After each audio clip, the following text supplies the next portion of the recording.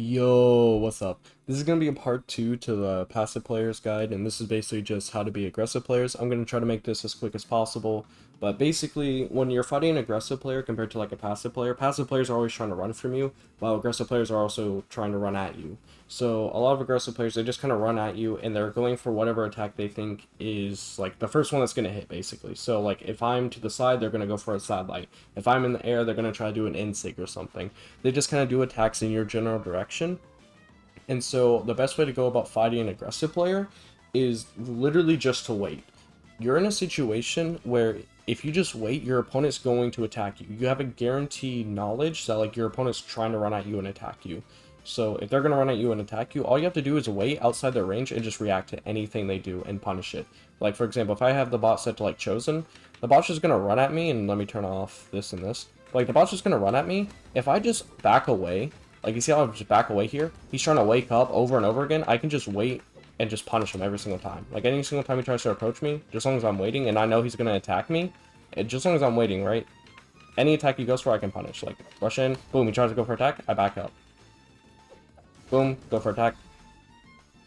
Right, he's probably going to like run up here and do recovery, I can punish that too. Right, but basically the main idea, the main goal is to let your opponent just miss their attacks, stay outside of like their weapon's range. So like for example, you see me like dashing back a lot on sword. I'm putting myself into a situation where sword sidelight won't hit me, right? Because if they wake up with sword sidelight and I was still standing there, I need to dash back to avoid sword sidelight. So essentially just learn the weapon matchups, like learn how to position against certain weapons, wait them out, and then you can just punish them for missing. Another thing you can do is if you know your opponent's about to rush in and attack you, like let's say they're about to dash in and attack you, and you know they're like guaranteed like super aggressive opponents. Let's say like on sword, they want to like rush in with sidelight, for example. If you know they're doing that, you can actually react to that and follow up with an attack of yourself. So like if I'm right here, if I know they're gonna go for sidelight, I can follow up with like a lance inlight. So I'm like waiting, I see that dash in, look how I do inlight, right? And this can be like a poke option basically. Think of like stuff like sword inlight, axe inlight, lance inlight, a lot of inlights basically, right? These are kind of like poke tools that like when your opponent rushes you, if you react to them, you can easily just throw this out and it's a free punish, right? Same for like something like I can do the same thing with lance delight. Like if they rush me, I can do a lance delight just as long as I time it right, like that, right? And so you have moves at your disposal that you can use to like punish stuff. And like with sidelight too, I can even do like a sidelight myself and they'll clash, right? But if I like time it right, I can do like that and have like slightly more time. It just depends on like when you actually go for the attack, basically, like the timing. The quickest attack is going to be in light, while like if you have a guaranteed sidelight punish, you can go for that. Basically, if they just rush you down, you can do like a wall move, something to block them off.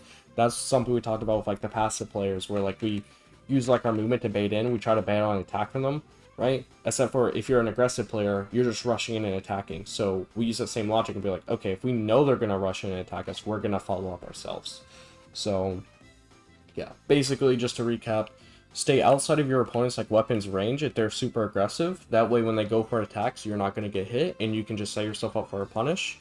And if you're also in a situation like let's say you know your opponent's going to rush in at you, you can use like lance for example, or like spear for example, or whatever weapon you play, and you can use like an inlight, right, in order to basically have a wall in front of your opponent. This is really useful for like situations where you have like stage control and you want center stage. If your opponent's over here on the edge, right, whenever they rush in at you, you can inlight poke them out instead of having to like back away in case they want to try to take stage. But it's essentially up to you if you want to kind of play more safe, kind of wait them out and then punish them, or if you want to just go for like inlight block, stuff like that. Just keep in mind you have to know like what weapons beat out what. Usually you're going to be fine because your opponent has to dash into you and then attack while you just attack. So you're usually always going to be fine. You can do that. But yeah, that's basically how you beat aggressive players. I mean, you basically just sit and wait, stay outside their hitbox, and you can also just kind of poke them yourselves. So yeah, that's basically it. So yeah, I'll see you in the next one.